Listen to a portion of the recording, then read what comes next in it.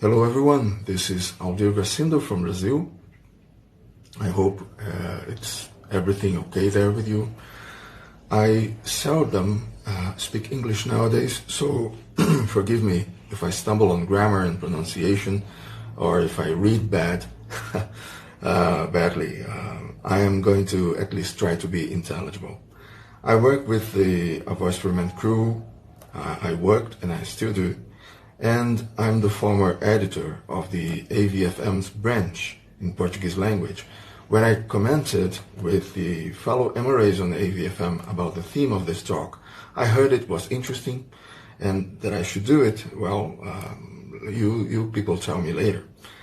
Now, we know AVFM specializes not in changing law or judicial battles, but in culture. We know. Others don't. We often see some guys accusing MRAs of catering to women or to the state. Sometimes stupid and dishonest just comes in the same package. A Voice for Men is about changing the narrative, giving men a different vision about who and what they are as men, and to society this different vision of men. Basically, men as human beings. Many times we've seen Paul repeat that. He even said that if you look at all these so many articles on A Voice for Men, you won't find a single call for signing a petition to change a law. Well, I supported at least one petition to change a law. And why did I do it? Not for the sheer submissive love for the fictitious person of the state. This I can assure you.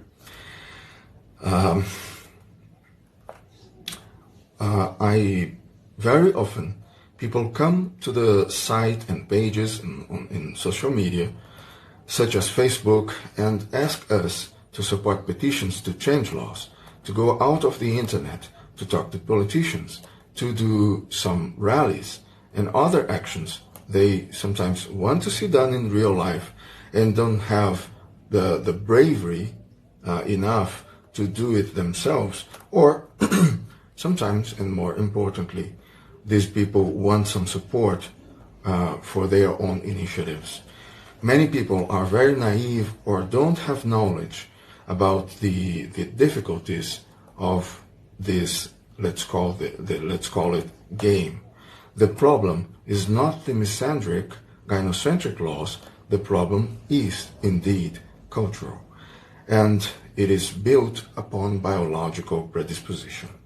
We all tell that all the time, right? Despite that, and actually because of that, I decided to support, publish, share petitions, and talk to politicians. Some MGTOW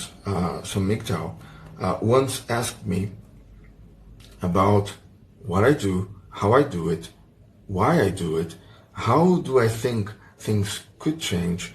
And I told them, well, one thing that I experiment on is chaos theory and game theory. That might seem nerdy. Actually, however, it's just another way to describe what men's rights activists do all the time. Now, next I am going to mention mathematics, but nobody, as you will see, needs to be a skilled mathematician to understand human social interactions. They are simple and also complex, but that is just a fact of life, is a fact of humanity. Chaos theory is a branch of mathematics applicable to different areas, including meteorology. I should take this word, but I didn't. Okay.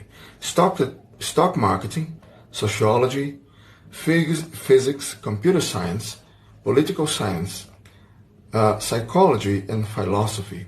It's interdisciplinary and works with very complex scenarios that seem random but often have deterministic causalities. I think it's fair to say that human society is a complex system that seems random but has deterministic causes and effects.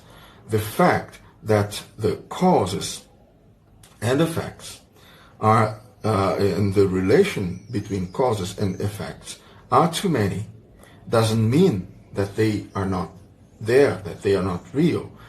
just that there is an enormous number of variables leading not exactly to unpredictable truths, but just to predict the results inside a complex, multivariable scenario can be very challenging.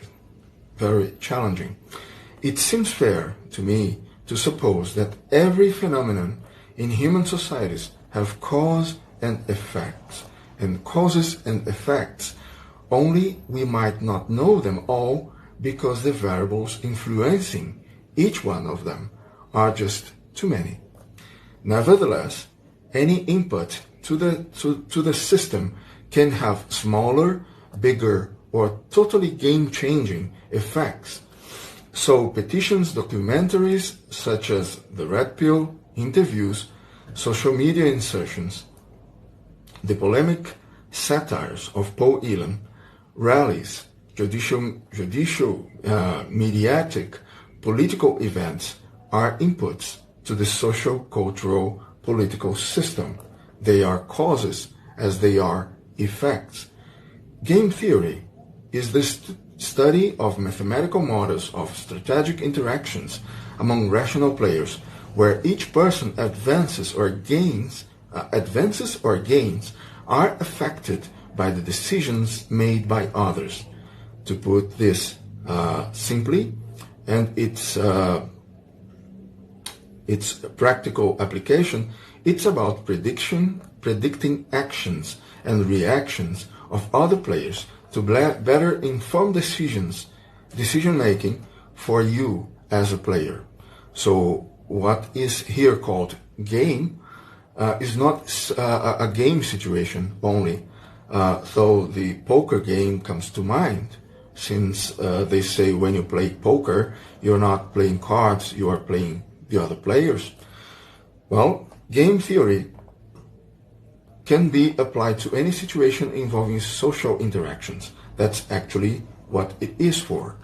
Policies to fight crime, police interrogation of suspects, and judicial disputes and political disputes. Public managers can use statistics and other data to predict and implement policies to reduce crime. Police can predict the reactions of suspected criminals they are going to interrogate, so they can bluff about having testimonies, collaborations of accomplices, or evidence that they actually don't have, so that the suspect will be willing to give details, evidence, and confession in exchange for a reduced sentence. Lawyers and prosecutors can anticipate their opponents' judicial strategies and act preventively. Actually, you could use game theory in all your personal interactions with other people, right? But I think that would be crazy. There is a famous hypothetical situation in game theory, a situation of competitive and not cooperative game called the prisoner's dilemma. The prosecutor offers a deal to two prisoners who are not allowed to talk to each other or see each other. Any one of them who first turns against the other prisoner for another part of the crimes can have a good reduction in his sentence or go free. The prisoner who will not be the first to turn against the other will have a bigger sentence in consequence.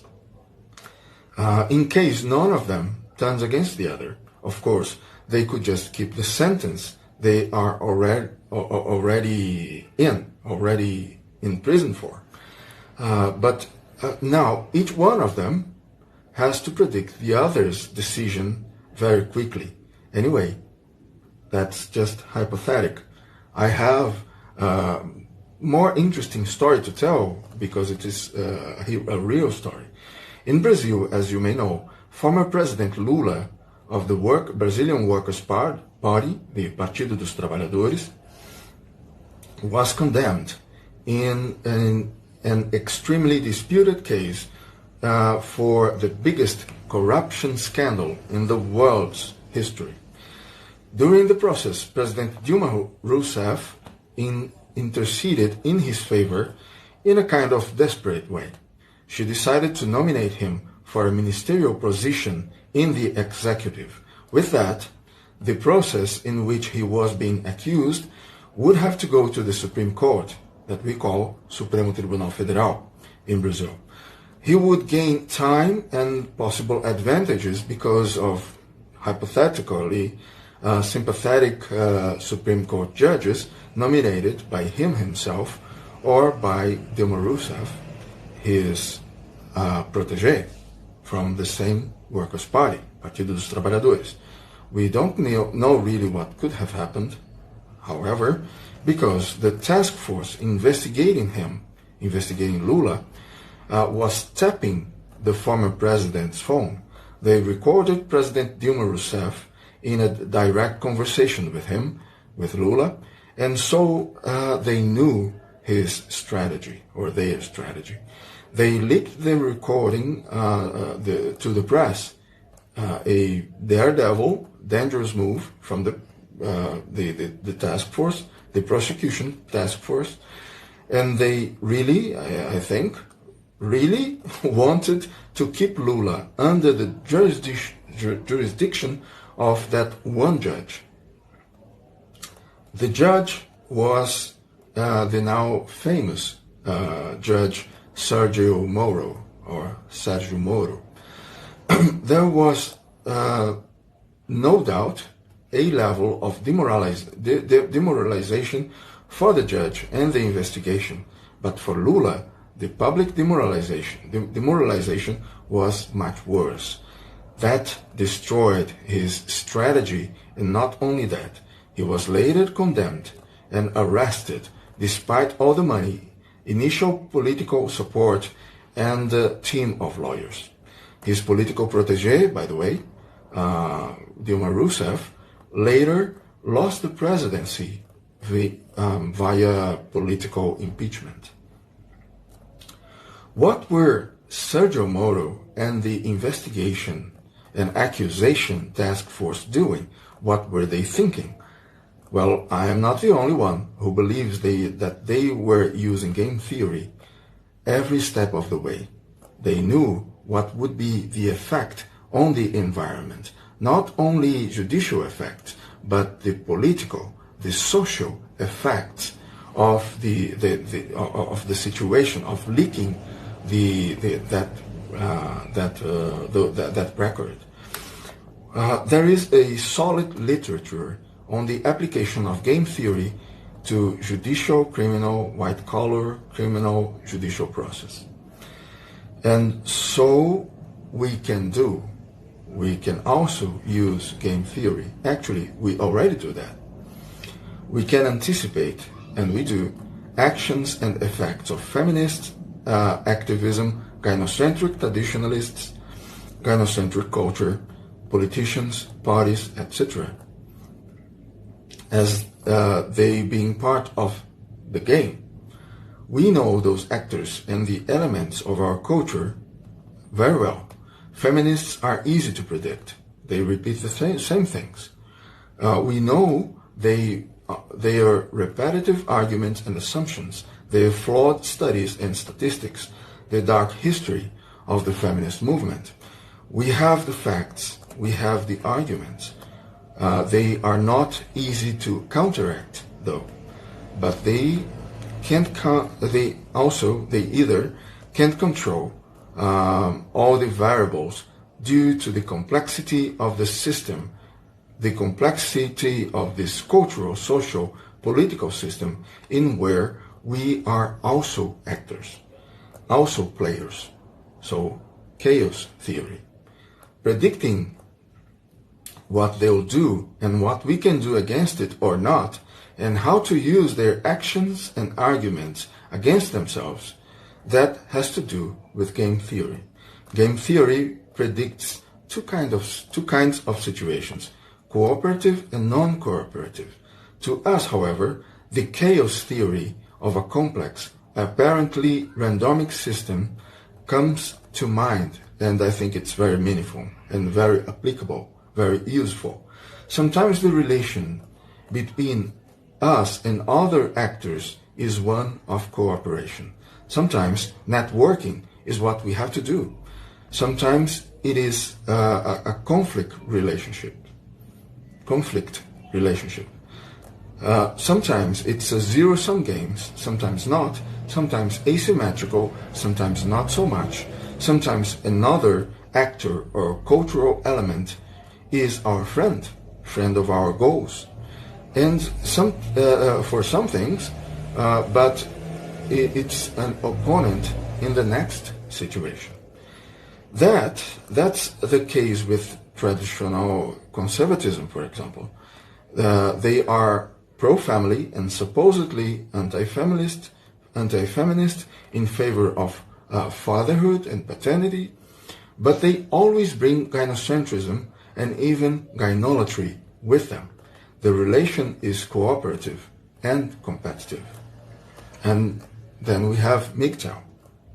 One funny thing that happened in Brazil involves MGTOW and conservatives.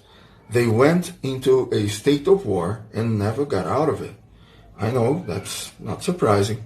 In Brazil, President Bolsonaro approves a record of new misandric laws, and it happens all the time. Once a celebrity, we call her Pituchita, it looks Spanish, right? This is a Spanish word, made the headlines. She posted a video on social media crying and with bruises in her arms, saying she was terribly embarrassed to be doing that video, but she had to do it for the cause of women. For the cause of women. She claimed her former husband had beat her. There was a national commotion and she was a heroine until footage made by security cameras she wasn't aware of was released by the police to the press, showing her hurting her own arms and with her nails. The accusation of violence was false. President Bolsonaro of Brazil is considered a conservative and allied to classic liberalism. He nominated Paulo Guedes as his economy minister. Paulo Guedes is an adept to the Chicago School of Economics. The day that footage was released, President Bolsonaro was celebrating with his conservative supporters and a feminist congresswoman the signature by him of yet another new law. It was created in the Congress, he has to sign later, or else the Congress can keep the process and make the project into law without the president. Anyway, this is how the lawmaking process happens here in Brazil. So he was celebrating with his conservative supporters this signature by him of another yet law for that gynocentrism that we all know, but the people in general tend not to see, that would discriminate criminally against men.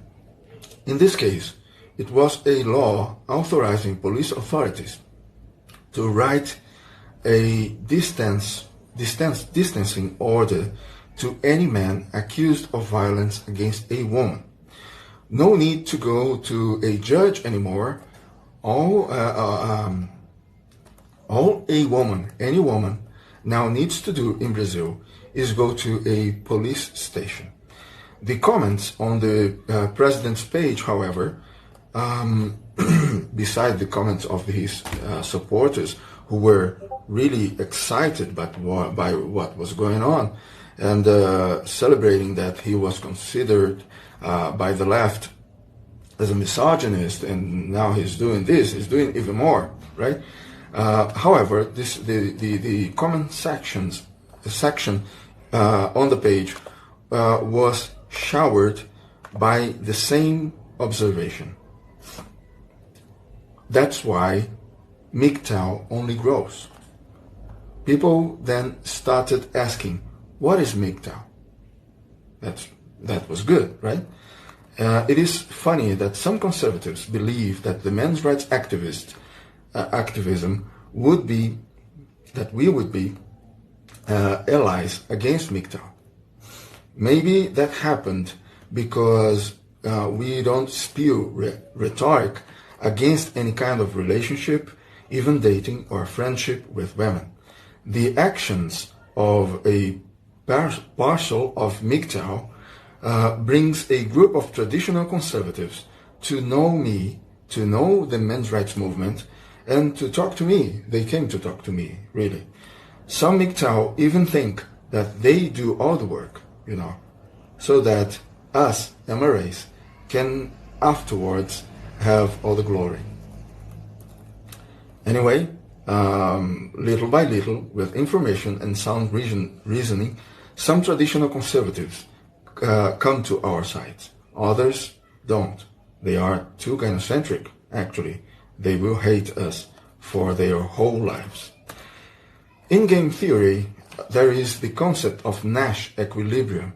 Nash equilibrium happens when you can gain more when none of the players need to change their way, their strategy. What better describes the reality of men's and boys' rights advocates, in my perception, is that game theory, but we have to be aware of the chaotic reality to game theory, then inside chaos theory environment, inside a chaos theory environment. It may appear to be random initially, but it is just complex. It may appear to be impossible, but sometimes it's just challenging, and sometimes it's just costly. We, in resources or in time, we have to learn as we go. The more we acquire knowledge from people like Warren Farrell, Angry Harry, Paul Elam, Peter Wright, MGTOW thinkers, historians, authors such as Antonio Gramsci, Saul Alinsky, Sun Tzu, Martin van Creveld, feminist authors too, and so on. The more we know the environment, the relationships, the relations between causes and effects, culture and individuals, and vice versa, and better players we can be. As Sun Tzu says, if you know yourself, the enemy, and the terrain, you will win every battle. I am getting back to knowing yourself and your environment soon, when I tell you about how I became a sort of sub-celebrity. I became famous here in Brazil. Now I can get back to that petition I told you about in the beginning, because this is a good real life example of what I'm saying. The petition was to change the law, increasing the sentence for false and intentional accusations of sexual violence. And what happened to the petition? It made its way to the Congress, and then it was sent to the Congress Gender Commission, formed only by feminist congresswomen, who quickly discussed it and archived it, killed it. So what's the point of doing it, right? Well, it was not just a matter of creating a petition online. The biggest feminist page in the world, with me among its editors, was the first to share it. How big was the biggest anti-feminist page? You could ask. Well, it was more than 1 million followers, until Facebook finally canceled it. How did we get that big? With provocative and silly memes ridiculing the incoherence of feminists, mainly, but the left also, right?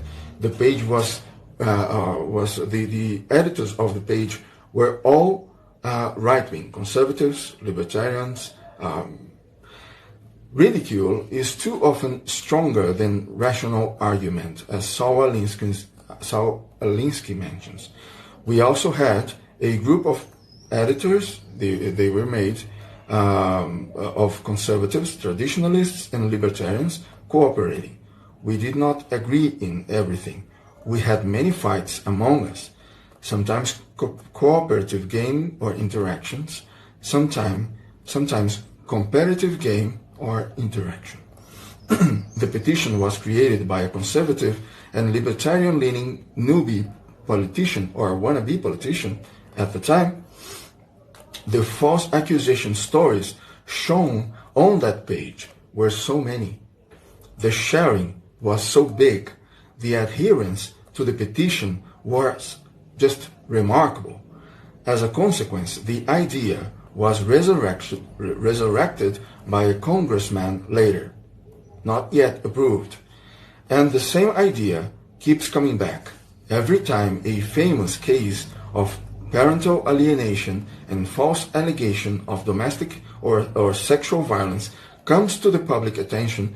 It brings back the memory of the blatant injustice, insanity, violence, torture and murder of children, danger to oneself, to yourself, to your father, to your brother, to your sons, and the social harm of gynocentric, misandric legislation, family courts, etc.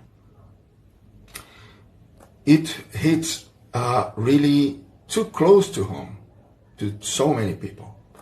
This year, in our local county elections, the legislative chamber county elections, parental alienation and even false allegations and men's rights as a whole became a discussed issue, even though not as much as we would like. Some politicians started to be interested in this because the public is talking about it. Sometimes a cigar is just a cigar. Sometimes a petition is not just a petition. That was the point of that petition.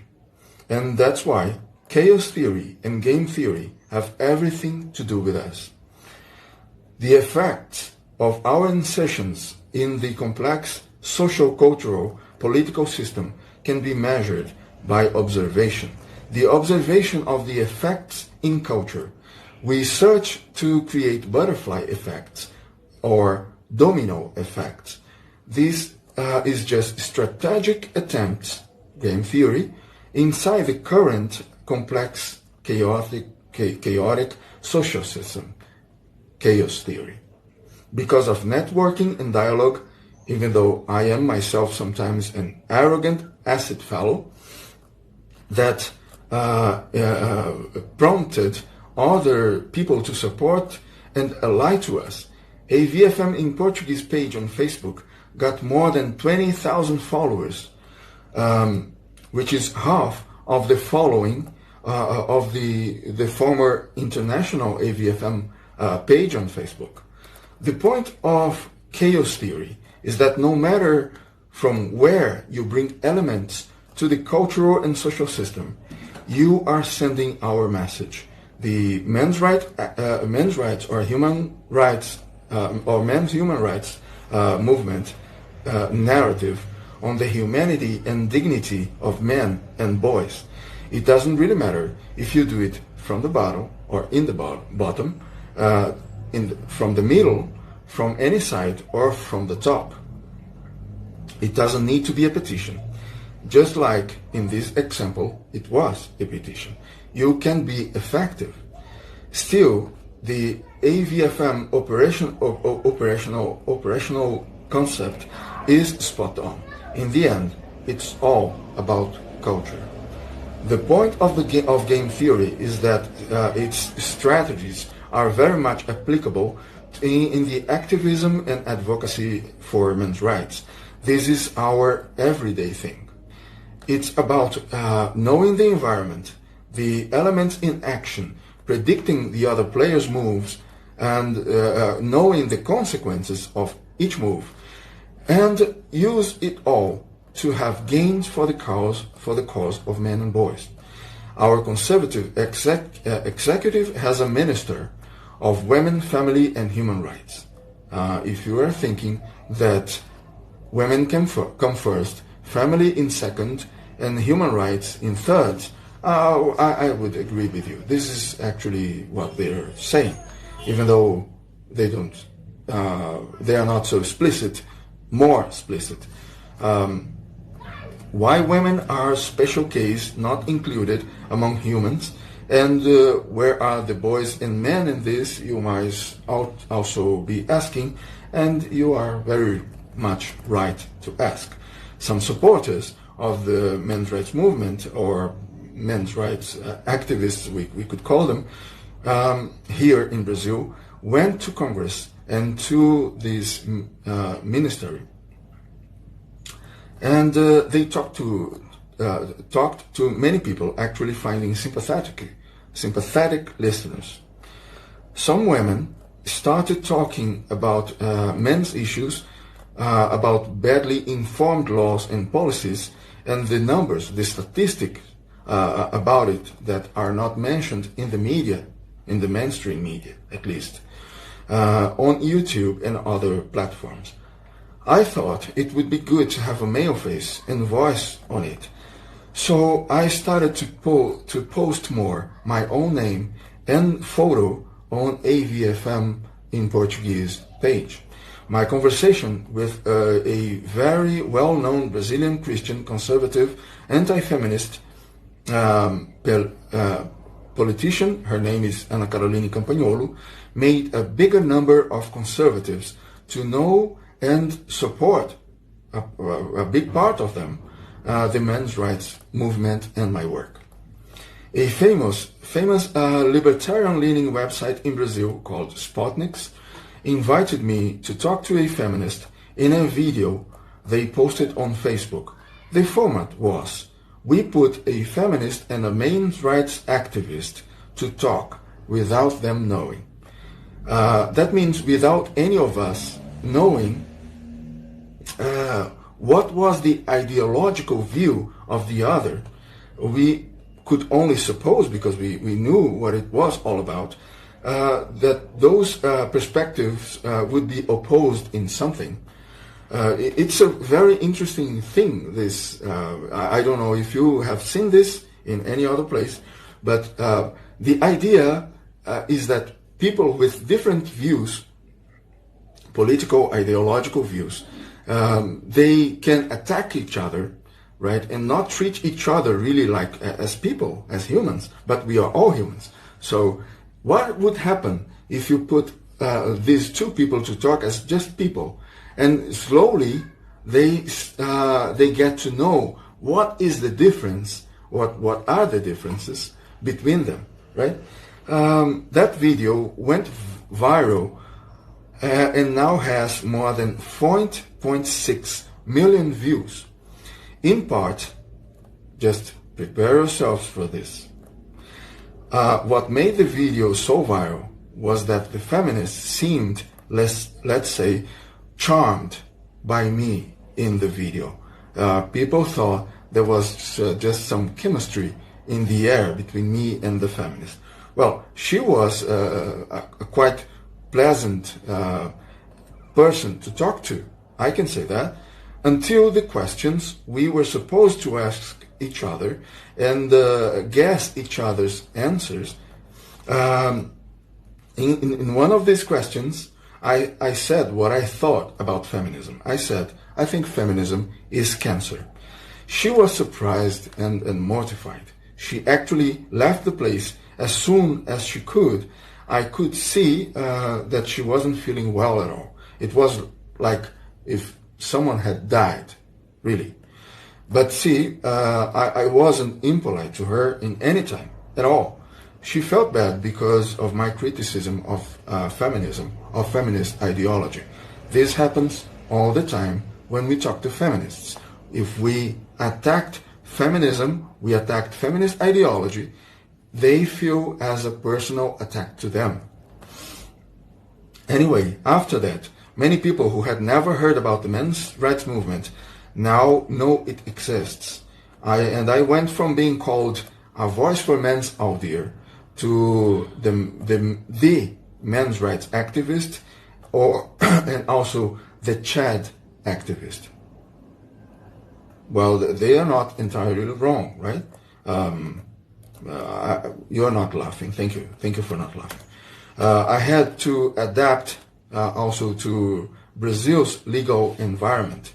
Some lawyers that support my work advised me not to offend people personally, not to call them names, for example, because not only of Brazilian legislation, but also because of how Brazilian jurisprudence goes. Jurisprudence? Okay, I think I said it clearly, right? So I adapted to the local environment in a national level. We can call it a national system or a human subsystem, right? I also had to adapt to myself. You know, like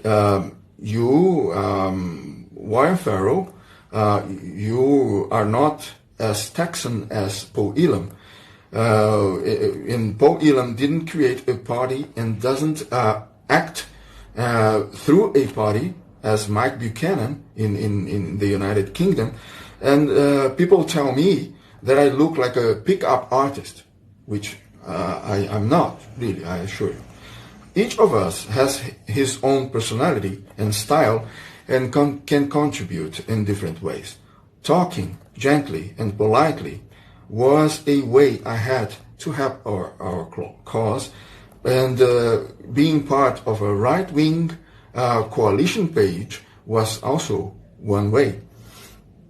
And I do this just like many of us do in our own places. Some people of the so-called red pill community hate what I do and how I do it. Too gentle, too cute for them. For the feminists, obviously psychopath, womanizer, manipulator. We here also have that kind of MGTOW who can't accept that the MRM includes women. But we do that, and that's it, right? Doesn't matter. You may be a nerd, an academic, a meme maker, a writer. You are part of what we do in your own way. People here are also trying to associate to fight judicial battles for innocent men falsely accused and alienated from their children. A lot of memes were made mocking the situation of the video that went viral with the feminists.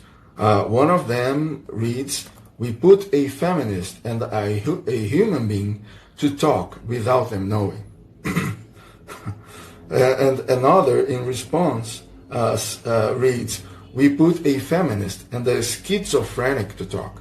I don't know which one is more cruel, anyway. Spotniks even invited me to take part of another video. Women are privileged. Change my mind. There was so much repercussion that Facebook and Instagram banned my account. Hooray! Uber drivers and people on the street compliment me now. Some hate me, but most people, as I see, they respect the message. I consider actually my experience in Brazil a very privileged one, and I say this with no modesty, no humility at all. I wanted the MRM to be known and acknowledged. I had outstanding help from others. I tried it and I got it. Just like many of you in your own communities, online and in real life, did or do. The men's rights movement now is known by many politicians, journalists, and social media influencers with a national reach, actually. Some of them consult what we write. They get information they did not have before. Even places our names don't go, where our names don't go, our ideas go. Did anyone there think of Antonio Gramsci and his hegemony theory? Well, anyway, I guess that's enough for now. I hope you found this somewhat interesting and informative. I am glad and thankful I had the opportunity to tell some news about the men's rights movement in Brazil and also to hear from others. Thanks to Mike Buchanan, Paul Elam, Robert Brockway, all the organizers, and thank you all very much. Cheers from Brazil.